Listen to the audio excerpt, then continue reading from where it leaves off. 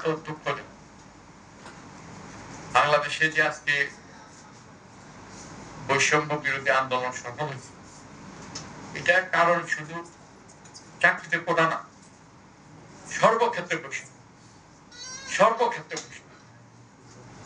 আজকে আমি নইমুল সাহেবের সাথে অনেক সময় বিভিন্ন টকশোতে অংশগ্রহণ করেছি। বলছেন না, আমি স্বীকার করি আমার বাপ স্বাধীনতা,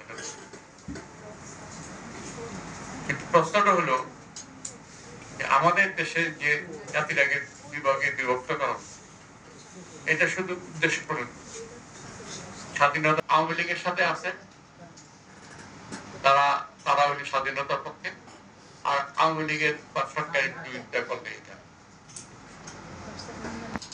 যেমন ধরেন প্রত্যেকটা রাষ্ট্রে এমন কিছু প্রতিষ্ঠান থাকা দরকার, যে প্রতিষ্ঠানগুলির মধ্যে সর্বমতের সর্বশ্রেণীর মানুষ একটা টেবিলে বসতে পারে। সেটা ধরনের প্রতিষ্ঠান হইতে পারে বাংলা একাডেমি। কিন্তু আপনি দেখবেন এইসব প্রতিষ্ঠানগুলো দখলদারিত্বের আওতায় ফেলে। আপনার যে লেখকদের বই এই অর্গানাইজেশন সরকারের পক্ষ থেকে কিনে প্রচার করে, তারাও এতই দখলদারিত্ব, এতই পক্ষপাতিত্ব করে, সেখানেও আপনি যদি সরকারের গুণগান না করেন, তা আপনি বইটা তারা গ্রহণ করবেন। যেভাবে 5টা করে বই দিতে, যে কোনো একটা বইয়ের পিছনে, সেখানে ওইটা আপনি বাইন্ডিং করে দিয়ে আসবেন, ওই অবস্থায় থাকবে, খুলে ওঠে।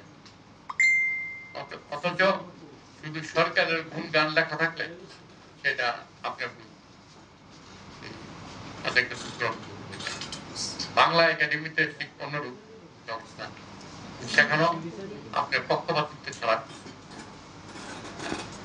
ফলে কি দাঁড়ায় যে যারা এইসব স্বাধীন এবং নিরপেক্ষ প্রতিষ্ঠানের জায়গা নিয়ে যেতে পারে। আপনাদের আন্দোলন সফল হোক, আপনাদের পাশে একজন কর্মী হিসাবে থাকবো, আপনাদের আওয়াজটা আরো জোরদার করেন, এবং সেই থেকেই আপনি সফলকাম হতে পারবেন ইনশাল্লাহ। এবং কোন সঠিক আন্দোলনে ব্যর্থ হয় না, এটা আজকে আমাকে দাওয়াত করার জন্য, আপনাদের সামনে দুই কথা বলার সুযোগ দিয়েছেন, এই জন্য সকলকে আন্তরিক ধন্যবাদ।